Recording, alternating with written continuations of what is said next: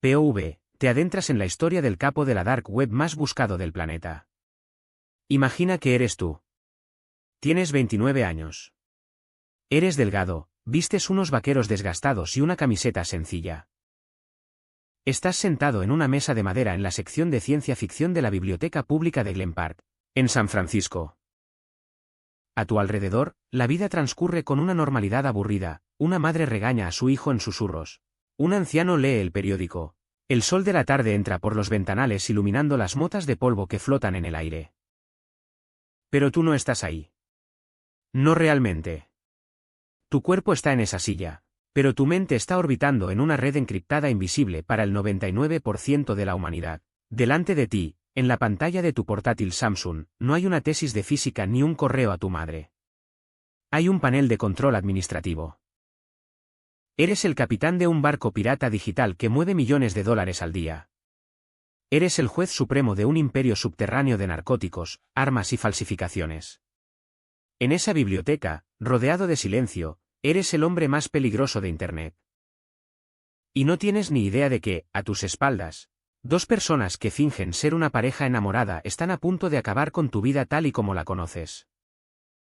Lo que estás a punto de escuchar no es la típica historia de crimen. No estamos hablando de cárteles con tatuajes en la cara ni de persecuciones en coches deportivos. Hablamos de una realidad mucho más inquietante. Una donde el crimen perfecto se diseñó desde un dormitorio universitario y desafió al FBI, a la DEA, a Seguridad Nacional y al Servicio de Impuestos Internos simultáneamente. Esta es la crónica detallada del ascenso y la caída de Ross Ulbricht, el hombre detrás de la máscara de Dread Pirate Roberts. Una misión que comenzó con un ideal de libertad absoluta y terminó demostrando que, en el abismo digital, algunos secretos tienen un precio demasiado alto, tu propia existencia. Todo comenzó con una idea. Antes de ser un capo, Ross era un idealista. Un Eagle Scout de Texas, un físico con un máster, un soñador que creía que el Estado era el enemigo de la verdadera libertad. Ross miraba el mundo y veía jaulas, impuestos, regulaciones, prohibiciones. En 2010, tuvo una revelación que lo cambiaría todo. Se preguntó, ¿qué pasaría si existiera un lugar donde nadie pudiera decirte qué puedes comprar o vender? ¿Un mercado libre puro, fuera de la vista de cualquier gobierno? Para que esa utopía funcionara, Ross necesitaba combinar dos tecnologías que, por separado, eran herramientas, pero juntas, eran una bomba nuclear.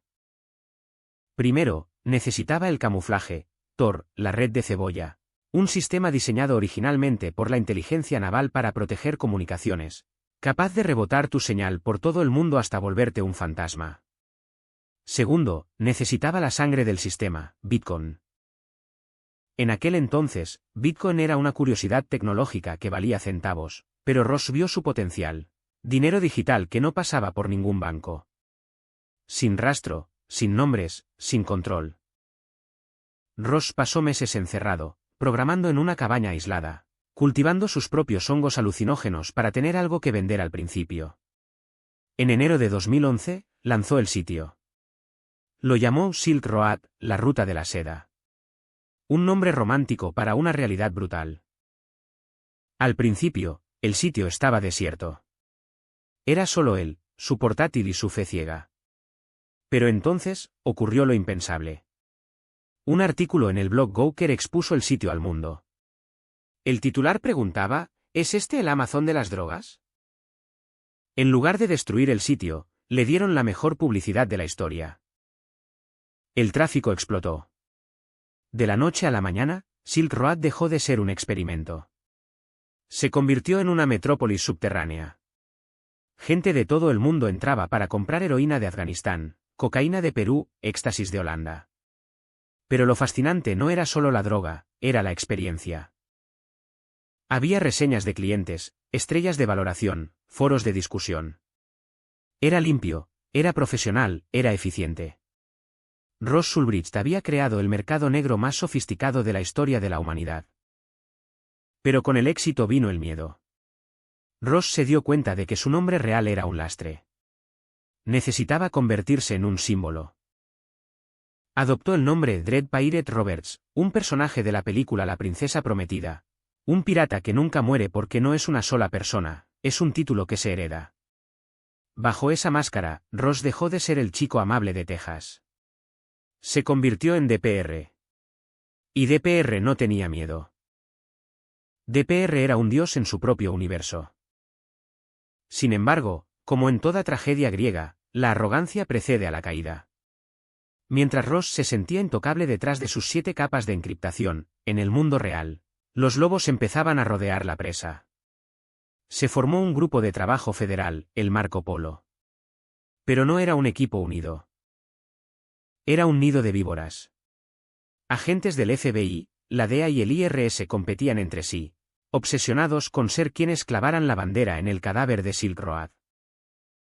La presión sobre Ross comenzó a ser aplastante. Imagina vivir 2 vidas. De día, eres el novio perfecto de tu chica, Julia. Vas a cenas, ríes con amigos, hablas de política. De noche, te encierras en tu habitación y ordenas el movimiento de cargamentos ilegales.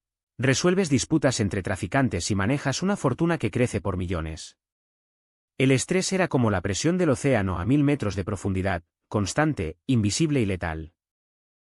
Y entonces, la oscuridad real emergió. Un usuario amenazó a Ross. Dijo que tenía la lista de clientes de Silk Road y que la haría pública si no recibía $500,000. Ross, el libertario pacífico que odiaba la violencia del Estado, se encontró ante un espejo roto. ¿Qué haces cuando tu utopía está amenazada? ¿Te aferras a tus principios y mueres, o te conviertes en el monstruo que juraste destruir? Los registros de chat recuperados nos muestran el momento exacto en que Ross cruzó la línea. Escribió a uno de sus supuestos sicarios: prefiero pagar para que lo golpeen, luego sentarnos y hablar. Pero la ira creció. Y la orden cambió: haz que parezca un accidente. Ross Ulbricht, el chico de los Boy Scouts, pagó cientos de miles de dólares en Bitcoin por asesinatos. Se le enviaron fotos de los supuestos cadáveres para confirmar el trabajo. Lo que Ross no sabía, lo que su mente paranoica no podía ver, era que estaba siendo estafado. Los asesinatos nunca ocurrieron. Estaba hablando con informantes, con estafadores, con fantasmas. Pero la intención estaba ahí. Había pagado por muerte. Su alma ya no le pertenecía. Mientras tanto, la investigación oficial estaba estancada. Los mejores hackers del gobierno no podían romper Tor. Matemáticamente era imposible. No podían entrar por la fuerza bruta. Necesitaban un error humano. Y ese error había ocurrido años atrás, dormido en el tiempo, esperando ser descubierto. Un agente del IRS llamado Gary Alford, un tipo al que nadie prestaba atención en las reuniones, decidió hacer algo que los genios informáticos habían ignorado: usar Google. Alford buscó las primeras menciones de Silk Road en Internet, allá por 2011. Encontró un post olvidado en un foro de discusión sobre hongos mágicos. Un usuario promocionaba el sitio cuando nadie lo conocía. El usuario pedía ayuda técnica, y en un descuido fatal, dejó un correo electrónico para contacto. El correo era rossulbricht@gmail.com. Alford miró la pantalla. El fantasma tenía nombre. El mito tenía rostro. Pero saber quién era no bastaba. El FBI sabía que Ross era extremadamente inteligente. Si irrumpían en su casa, él tendría tiempo de cerrar su portátil. Si la tapa del ordenador se cerraba, el disco duro se encriptaba al instante. Toda la evidencia se convertiría en ruido estático imposible de leer. Necesitaban atraparlo con las manos en la masa. Necesitaban que el portátil estuviera abierto, desbloqueado y conectado a Silk Road. Así llegamos al 1 de octubre de 2013. El día del juicio final. Volvemos a la biblioteca de Glen Park. Ross está ahí, concentrado en su pantalla, gestionando su imperio. Ha estado trabajando desde temprano. El equipo del FBI está posicionado. Han rodeado el edificio. Dentro, agentes vestidos de civil se mezclan con los estudiantes y lectores. Ross no nota nada. Está demasiado ocupado siendo Dios. El plan es una coreografía de alto riesgo. Una distracción. 2 agentes, un hombre y una mujer, se colocan detrás de la mesa de Ross. Empiezan a hablar. El tono sube. De repente, comienzan a gritarse. Es una pelea de pareja falsa, pero suena real, violenta. Estoy harto de tus mentiras, grita el hombre. Ross, por puro instinto humano, gira la cabeza. Se da la vuelta para mirar el escándalo. Ese segundo de curiosidad fue su sentencia de muerte. En el instante en que Ross mira hacia atrás, otro agente se desliza por el lado contrario. No agarra a Ross. Agarra el portátil. Ross se da cuenta, intenta abalanzarse. Sus manos buscan desesperadamente el teclado para presionar la combinación de teclas de borrado de emergencia. Pero es tarde. El agente aparta el ordenador y corre con él, moviendo el ratón frenéticamente para evitar que la pantalla se bloquee. ¡Policía! ¡No te muevas! Ross es empujado contra una estantería de libros. No grita. No pelea. Su rostro palidece. Mira cómo su portátil, su cerebro externo, su imperio, es asegurado por un técnico forense.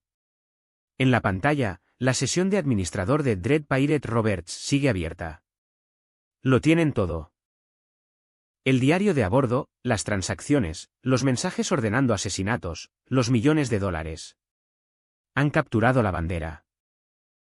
El juicio fue una formalidad brutal. Las pruebas eran abrumadoras. Pero incluso después del arresto, la historia se volvió más oscura. Resultó que los agentes que cazaban a Ross, Carl Force de la DEA y Shawn Bridges del servicio secreto, eran tan criminales como él. Aprovechando su acceso, robaron cientos de miles de dólares en Bitcoin de las cuentas de Silk Road, chantajearon a Ross y vendieron información. La corrupción había podrido la investigación desde dentro. La defensa de Ross intentó usar esto, argumentando que le habían tendido una trampa. Pero el juez fue implacable. La evidencia en el portátil de Ross hablaba por sí sola. En 2015, Ross Ulbricht fue sentenciado. Se quedó de pie en la sala, con su madre llorando detrás de él.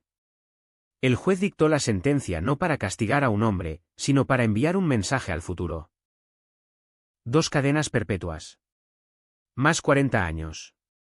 Sin posibilidad de libertad condicional.